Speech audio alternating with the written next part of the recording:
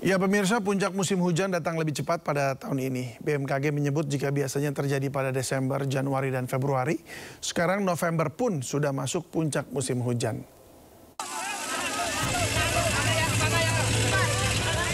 Menjelang akhir tahun hingga awal tahun memang menjadi puncak musim hujan. Tapi ada yang berbeda dengan musim hujan tahun ini.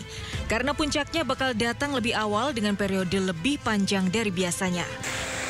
BMKG menyebut puncak musim hujan sudah dimulai November ini, padahal biasanya baru terjadi di Desember, Januari, dan Februari.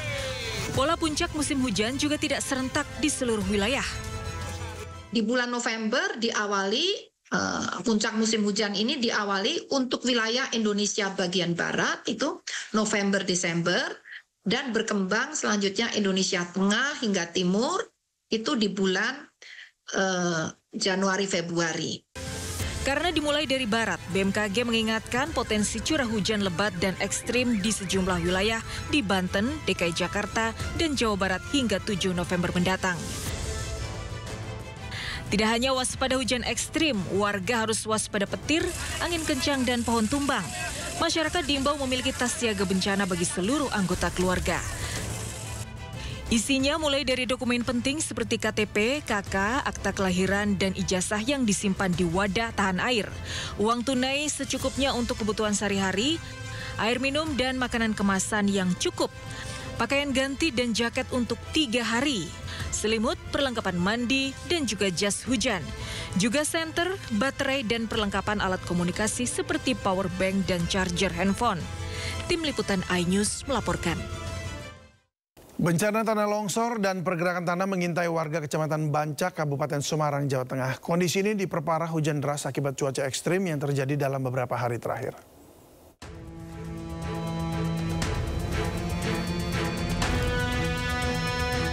Intensitas hujan yang mulai meningkat di wilayah Kecamatan Bancak, Kabupaten Semarang membuat sebagian warga Dusun Kalisari, Desa Pelumutan semakin khawatir.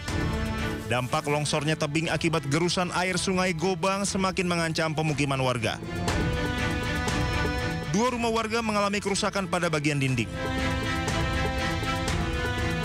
Selain mengancam rumah warga, tebing longsor mengakibatkan infrastruktur jalan penghubung Kabupaten Semarang dengan Kota Salatiga mengalami kerusakan. Sebagian badan jalan ambles dan permukaan badan jalan juga menjadi miring dan bergelombang. Jalan penghubung Kabupaten Semarang dengan Kota Salatiga masih ditutup untuk perbaikan. Kemarin saya punya inisiatif untuk swadaya, untuk pengecoran dan lain sebagainya. Intinya asli swadaya dari masyarakat. Kondisi jalan yang miring telah ditangani sementara secara swadaya oleh masyarakat. Perbaikan konstruksi jalan dilakukan dengan pengecoran agar jalan di lokasi yang ambles bisa rata kembali dan tetap bisa dilalui masyarakat dan pengguna jalan lainnya. Dari Kabupaten Semarang, Jawa Tengah, Lurisa Lulu, iNews melaporkan. Hujan deras disertai angin kencang beliung menerjang pemukiman di Tanah Toraja, Sulawesi Selatan. 2 rumah rusak parah, beberapa lainnya tertimpa pohon tumbang.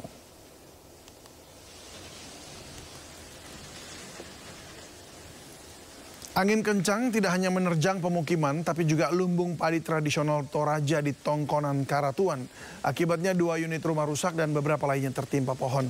Hingga pagi tadi, lumbung maupun rumah yang rusak akibat angin kencang belum dievakuasi. Warga hanya membersihkan pohon tumbang dengan alat seadanya. Tidak ada korban jiwa dalam peristiwa bencana alam ini, namun kerusakan material ditaksir mencapai miliaran rupiah. 4 orang tewas dan 1 orang terluka akibat longsor di Trenggalek, Jawa Timur. Seluruh korban merupakan satu keluarga.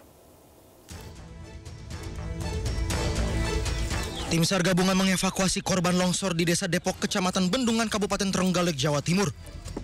Korban berada dalam satu rumah dan tertimbun material longsor. Menurut Koordinator Pos Basarnas Trenggalek, Bayu Prasetyo, 4 korban ditemukan tewas, 1 orang selamat dan mengalami luka. 4 korban tewas yakni Sarip 55 tahun, Welas 53 tahun, Fajar Puji Wibowo 19 tahun, dan Rohman 15 tahun. Setelah seluruh korban dievakuasi, Basarnas resmi menghentikan operasi pencarian. Dari Trenggalek, Jawa Timur, Anang Agus Faisal, iNews melaporkan.